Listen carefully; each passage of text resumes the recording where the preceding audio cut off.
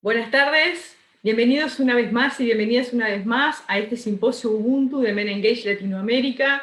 En esta ocasión, con el Art Ubuntu, presentando a Sebastián Liera, de México, que es un egresado del Centro Universitario de Teatro de la UNAM y diplomado por el Centro Morelense de las Artes con estudios profesionales en actuación y en promoción y gestión cultural.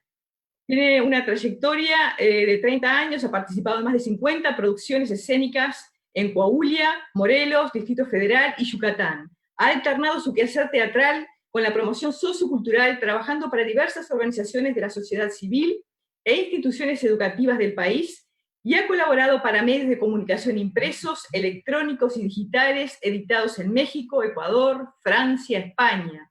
Actualmente colabora con el espacio de salud complementaria Caxanquili, perdón por mi mala pronunciación en lenguas nativas, Río Abierto, Yucatán, y el Programa Nacional de Cultura Comunitaria de la Secretaría de Cultura, y camina junto al Congreso Nacional Indígena y su Consejo Indígena de Gobierno. Sebastián nos va a presentar una obra que está por realizar, dura un video de unos 30 minutos, espero que lo disfruten tanto como nosotros. Por hoy nos despedimos, lo dejamos con este video, nos reencontramos la semana siguiente, en la última semana de Ubuntu, en la sexta semana de Ubuntu, con muy buenos contenidos, y espero que entonces reencontrarnos el martes. Muchísimas gracias, y acá el video de Sebastián. Hola, ¿qué tal? Saludos desde México. Mi nombre es Sebastián Liera. Soy actor de profesión. También de tanto en tanto llego a escribir en algunos medios digitales y soy promotor y gestor sociocultural.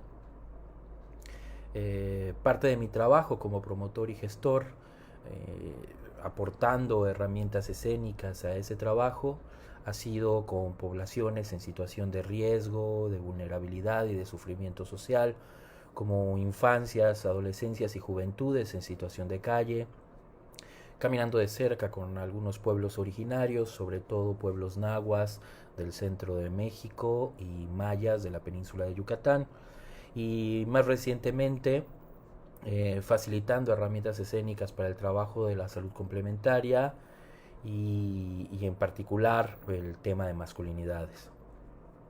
Para mí es un honor poder participar en este simposium Ubuntu 2020 justamente desde esta última experiencia en la que he podido coincidir con varios hombres que nos hemos reunido en círculos de reflexión, de trabajo personal y colectivo, discutiendo, problematizando, confrontándonos, abrazando la incomodidad, como muchas veces decimos, de cuestionar la manera en cómo somos hombres. Eh, Nos consideramos, y partimos de ello, nos consideramos como generadores de violencia de género, de violencia machista, y desde ese lugar es que estamos estableciendo este trabajo. No es para nada un trabajo que nos sirva para ponernos una estrellita en la frente como de bien muchachos, qué bien que lo están haciendo, sino más bien queremos, queremos transformar el tipo de hombres que somos porque ya no queremos ser ese tipo de hombres. Queremos transformarnos y convertirnos en hombres amorosos, en hombres cuidadosos, en hombres que nos celemos a nuestras compañeras, que no lastimemos, que no, que no reproduzcamos lógicas de guerra, sino que vayamos tejiendo junto con otros sectores de la sociedad una cultura de paz. No queremos ser hombres que lastimen mujeres, que lastimen a otros hombres y que se sigan lastimando a sí mismos. A partir de esta experiencia es que nace Cardenche. Cardenche es una obra, un unipersonal, que tiene una duración aproximada de 50-60 minutos y de la cual yo les traigo un extracto de 20 minutos. Es lo que llamo teatro sin teatro, en atril, sin atril.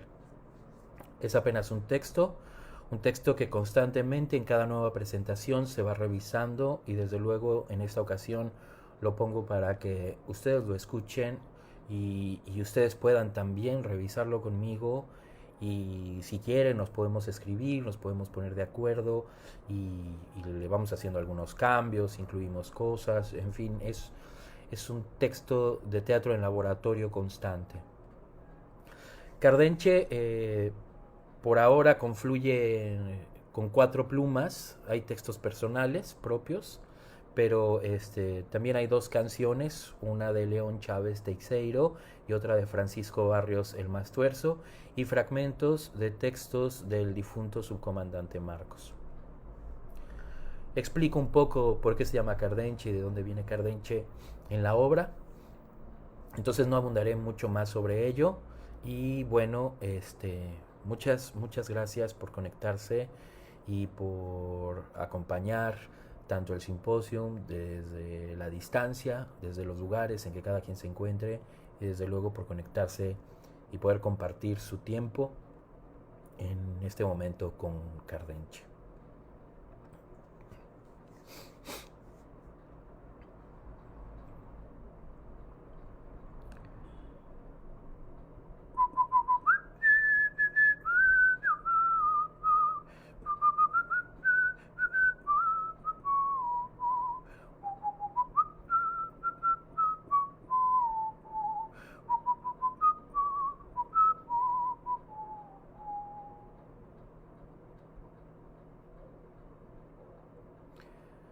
Aquí estoy detrás de mi nariz,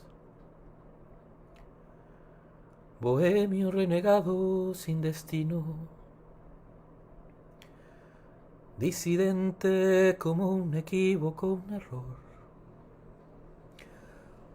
un loco, un transgresor, un mal parido,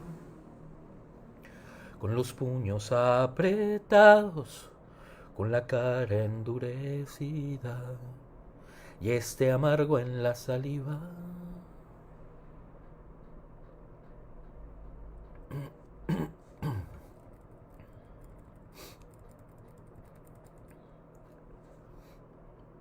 El cardenche es un canto en peligro de extinción que cantan algunos hombres en el norte de México, particularmente en una región conocida como La Laguna, después de que han terminado de trabajar la milpa.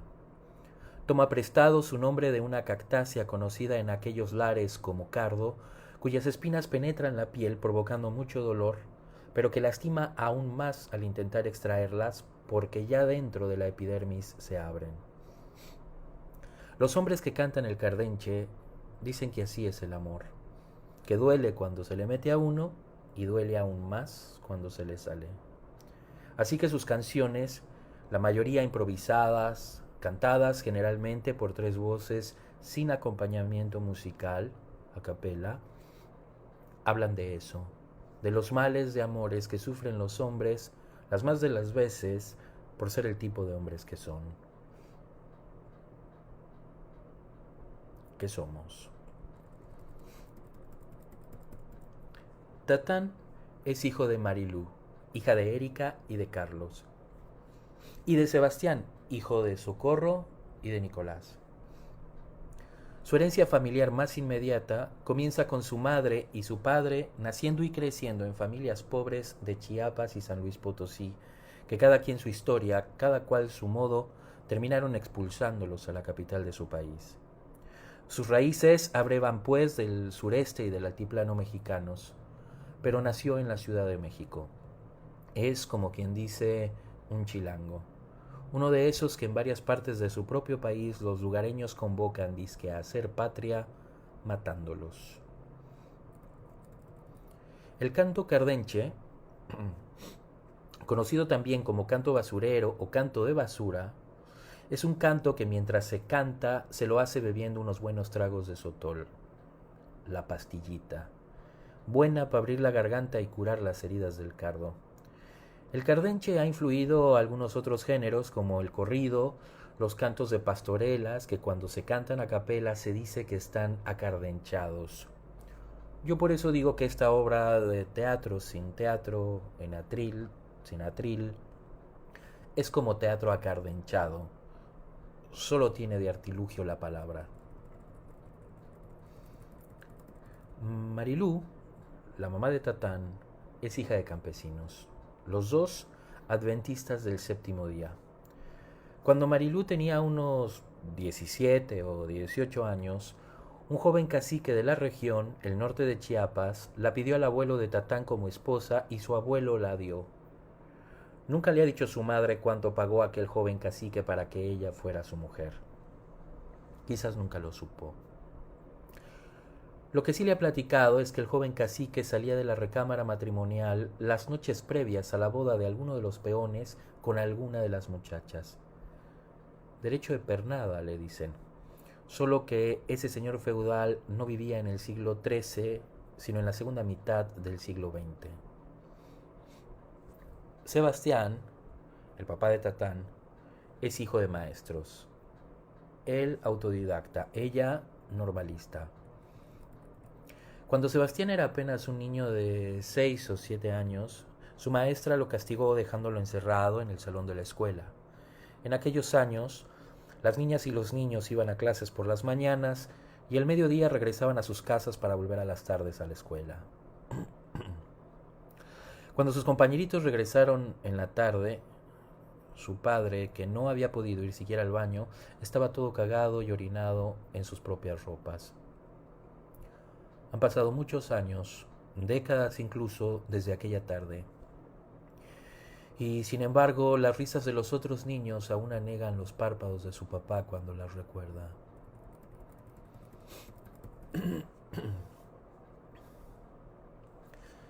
Cardo es también esa planta que quienes saben de botánica llaman estepicursor y que en otros lugares se ha bautizado como rascaviejas o alicornios, como en España, yuyobola o bolita del desierto en Argentina, pelusa del desierto en Chile, chamizo o voladora en el norte de México o en el sur de Estados Unidos, donde también se la conoce como tumbleweed.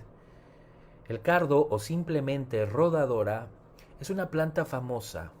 Protagoniza esas escenas de las películas gringas de indios y vaqueros en las que todo ha quedado desolado después de que los vaqueros, con ayuda de la caballería, que luego serán los Rangers y después, más tarde, los Marines, han terminado por despojar a los indios de sus tierras hasta arrinconarlos en reservaciones. El viento las arrastra de un lado a otro a lo largo del desierto y sus semillas y frutos, conocidos como diásporas, se sueltan y quedan desperdigados por todos lados. En un pueblo enterrado había un restaurante que hoy está empolvado. En aquel restaurante había una mujer callada, vieja, gorda y callada, vieja, gorda y callada. Todos los días, trabajaba y los trastos refregaba, sonriente y callada. Sonriente y callada.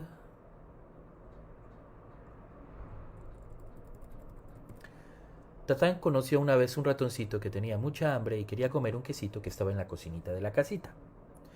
Y entonces el ratoncito se fue muy decidido a la cocinita para agarrar el quesito, pero resulta que se le atravesó un gatito y el ratoncito se espantó mucho y se corrió y ya no pudo ir por el quesito a la cocinita. Entonces estaba el ratoncito pensando en cómo hacer para ir por el quesito a la cocinita y pensó y dijo: ya sé, voy a poner un platito con lechita y entonces el gatito se va a poner a tomar la lechita porque a los gatitos les gusta mucho la lechita. Y entonces, cuando el gatito esté tomando su lechita y no se dé cuenta, yo voy a ir a la cocinita para agarrar el quesito y me lo voy a comer. Muy buena idea, dijo el mismo ratoncito. y a todo aquel trabajador que pasaba por allí. De terminar su labor, le daba pan, le daba arroz y un poco de ron. Le daba pan, le daba arroz y un poco de ron. Y la tarde resbalaba y los hombres se marchaban. Y la tarde resbalaba y los hombres se marchaban. La mujer callada trabajaba, trabajaba, los trastos refregaba, sonriente y callada, sonriente y callada.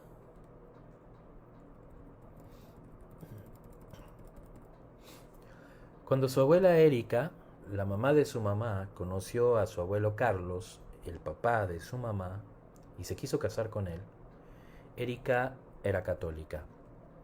Su madre, de los Velasco que suelen gobernar de tanto en tanto el estado de Chiapas, le dijo que si se casaba con ese hombre que no era dueño más que de las manos con que trabajaba la milpa, se olvidara de que tenía familia.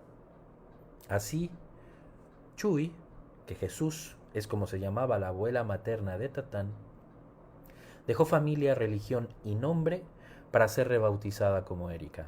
Pues, ¿qué es eso de que una mujer se llame con el nombre del Hijo de Dios? Dijeron los adventistas. Su abuelo Nicolás, el papá de su papá, además de maestro autodidacta, se afilió al Partido de la Revolución Mexicana cuando el Tata Lázaro Cárdenas expropió la industria petrolera siendo presidente de México. Antes de Cárdenas, ese partido se llamaba de otra manera, Partido Nacional Revolucionario, y lo habían fundado, entre otros, los asesinos de Villa y de Zapata. Después de Cárdenas, ese partido se llamó de otra manera, Partido Revolucionario Institucional. Y en él seguían militando, entre otros, los asesinos de Villa y de Zapata, y también su abuelo. Su abuelo Carlos, el papá de su mamá, era hijo de Ovidio y de Raquel. En casa de Tatán, su madre y sus tías no suelen hablar mucho de Raquel. Una mujer, dicen entre susurros, hermosa, de grandes pechos y cabello hirsuto, que la gente pensaba que era originaria de Cuba. La historia de Raquel es un poco borrosa y confusa. Las cosas que se cuentan en la familia de Tatán son por lo menos extrañas.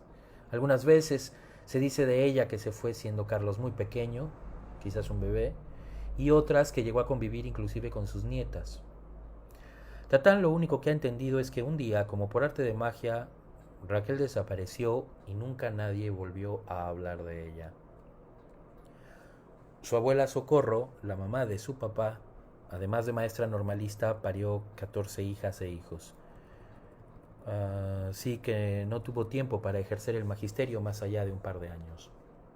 De sus 14 hijas e hijos, Ana María murió a los 3 años envenenada por comerse unos cerillos, Efraín a los 17 ahogado en una cascada que llamaban El Salto, intentando salvar a un compañerito de escuela del que se decía estaba enamorado y que se había tirado a la cascada sin saber nadar y se estaba ahogando.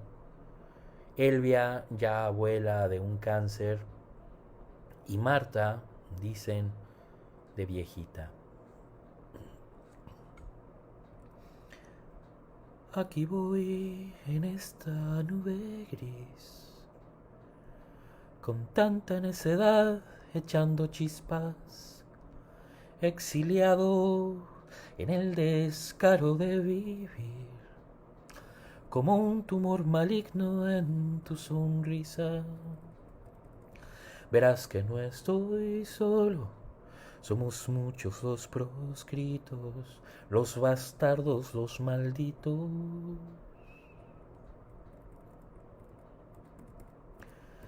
Tatán nació cuando Marilú y Sebastián vivían en la colonia obrera de la Ciudad de México, y de la obrera se mudaron a la San Rafael, y de allí al barrio de la Candelaria, y de allí a la Guerrero, y de allí de nuevo de Retache a Gaín otra vez a la Candelaria.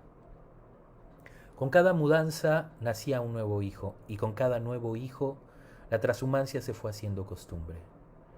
En 1985, los sismos que azotaron la capital de su país arrancaron sus raíces y la trashumancia se volvió autoexilio. Así, trashumancia y exilio, vueltos costumbre, acaso inercia, continuaron su paso y hasta el desierto, como plantas rodadoras, llegaron. Y una vez que iba a cerrar el restaurante, llegó un joven que era hijo de un acaudalado chacal. Llegó un joven que era hijo de un acaudalado chacal. Quiero ron. A mis amigos y a mis sirvenos ron. Estamos de fiesta hoy, estamos de fiesta hoy. A mis amigos y a mis sirvenos ron. A la mujer callada la sonrisa se le desdibujó. No, señor. Aquí no se sirve ron, señor. Aquí no se sirve ron, señor. Vieja sucia y fea, te voy a escupir la cara. Quiero ron. A mis amigos y a mis sirvenos ron.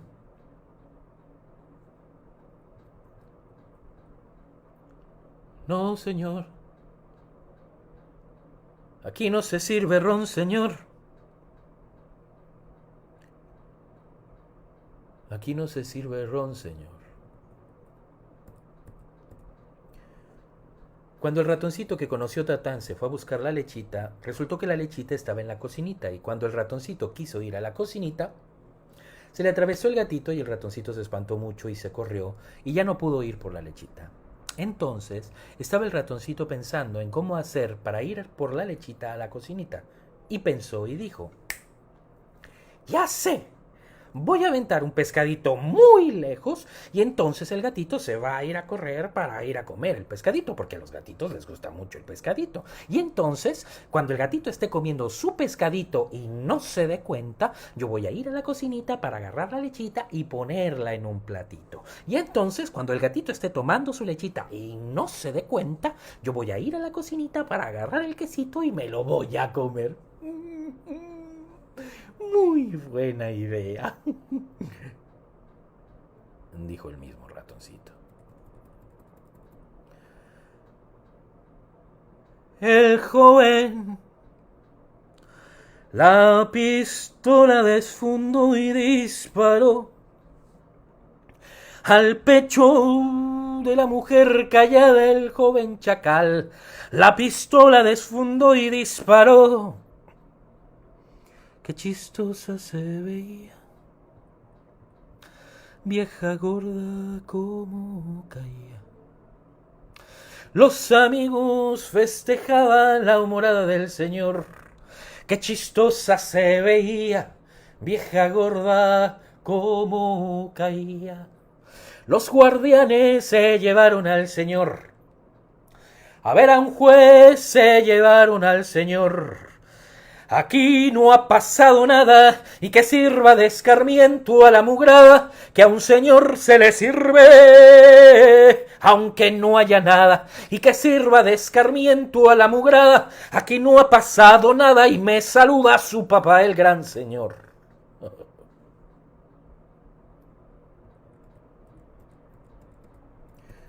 Su abuelo Carlos, blanco y grandote como alemán, tenía pues en sus venas sangre quizás yoruba o mandinga. Por su parte, su abuelo Nicolás y su abuela Socorro también tenían en sus venas sangre indígena. Sus madres, Julia y Juana, eran mujeres guachichilas que hablaban una especie de náhuatl a escondidas y lo olvidaron casi por completo de ya no usarlo cuando la revolución les dijo que para ser mexicanas tenían que hablar solo el español.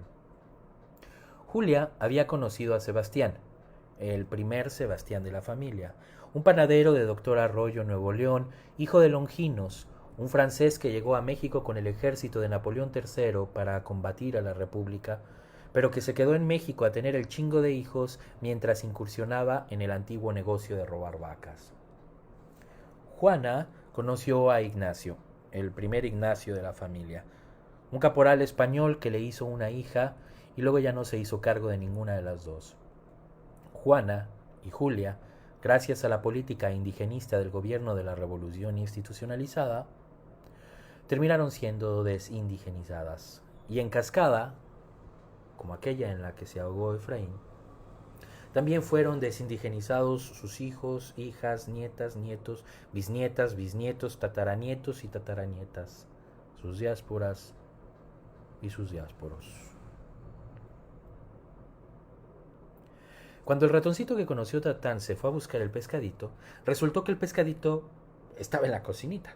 Y cuando el ratoncito quiso ir a la cocinita, pues se le atravesó el gatito. Y el ratoncito se espantó mucho y se corrió. Y ya no pudo ir por el pescadito. Y entonces el ratoncito vio que el quesito que quería, la lechita y el pescadito, todo estaba en la cocinita. Y no podía llegar porque el gatito se lo impedía. Y entonces el ratoncito dijo, ya basta, agarró una ametralladora y acribilló al gatito y se fue a la cocinita. Y vio que el pescadito, la lechita y el quesito ya se habían echado a perder y ya no se podían comer. Entonces regresó a donde estaba el gatito y lo destazó, luego hizo un gran asado y luego invitó a todos sus amiguitos y amiguitas. Y entonces hicieron una gran fiesta y se comieron el gatito asado y cantaron y bailaron y vivieron muy felices y la historia comenzó. Polvo aquí, polvo allá. En el viejo restaurante, donde una mujer quedó tendida, vieja, gorda y callada. Vieja, gorda y callada. En el desierto, las raíces sueltas de Tatán encontraron, cosa rara, suelo fértil. Era como si algo en su sangre, quizás de la sangre de sus bisabuelas, hiciera de sus raíces anclas y de las piedras del desierto mar para el barco de su cuerpo. Allí, en el desierto, tras los acordes disonantes del canto cardenche, encontró una mañana de sábado a un viejo mentidero llamado Tespis. Llevaba, decía, una carreta que hacía muchos años atrás llegó a conocerse también como el retablo de las maravillas. Los mentideros son viejos sabios que tienen las alforjas vacías de dineros y los labios repletos de historias que contar. En los pueblos que salpican la geografía del desierto mexicano, los mentideros suelen estar en las esquinas cantando y contando versos y prosas de mentiras y de veras para todo aquel transeúnte que los quiera escuchar. Son herederos de aquellos maestres de juglaría que llegaran a contar las 1001 leyendas de caballeros andantes que, acompañados de gordos escuderos, combatían contra granjas porcícolas, mineras a cielo abierto, trenes que usurpan los nombres de los pueblos originarios y gigantescas eólicas que secuestran al viento. Hablando de secuestros, tiempo después, en tierras gobernadas por un general, Tatán conoció al profe Tirso, con quien aprendió en una lengua parecida a la de sus bisabuelas huachichilas, el mocehuali, que él era algo así como un tlatul tequetque. Tlatul en mocehuali quiere decir palabra, tequetque trabajador o trabajadora. Era un trabajador de la palabra que se encarna, que se hace cuerpo para ser dicha sobre un escenario, sea cual sea el escenario.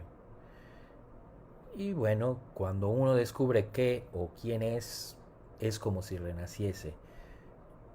Y bueno, cuando uno renace, pues tiene ciertos permisos o se los toma. Él se dio el permiso de cambiarse el nombre. No el que heredó de su padre, que él a su vez heredara de su abuelo, el primer Sebastián de la familia, pero sí su apellido y también el lugar de donde es. Nació en una de las ciudades más grandes, pobladas y contaminadas del mundo, pero dice que es de otras tierras, no solo porque, parafraseando a Chabela Vargas, los laguneros nacen donde se les da su rechingada gana, sino porque su siento es que su piel sabe a desierto y su pienso es que su corazón late al ritmo desafinado de la música cardenche. En sus venas, junto a la sangre de su tatarabuelo francés y la de su bisabuelo español, corre también, lo he dicho ya, la de dos bisabuelas guachichilas y la de una bisabuela cuya herencia antillana de negritud porta con orgullo en la chatura de su nariz. Y en un par de piernas que tiemblan y se mueven solas cuando suenan el dun dun y el gudu gudu. ¿Y qué esperas de mí? Si ya no más me queda este camino, siempre huyendo en el silencio, con esta soledad y mis canciones. De este mundo pies de plomo, aburrido y fanfarrón, perfumado y socarrón. Y estoy aquí, oculto en el rincón de lo prohibido, pensando en ti, tratando de ser otro, pero el mismo. Insurrecto, perseguido, ilegal y fugitivo, tengo un sueño clandestino para ti.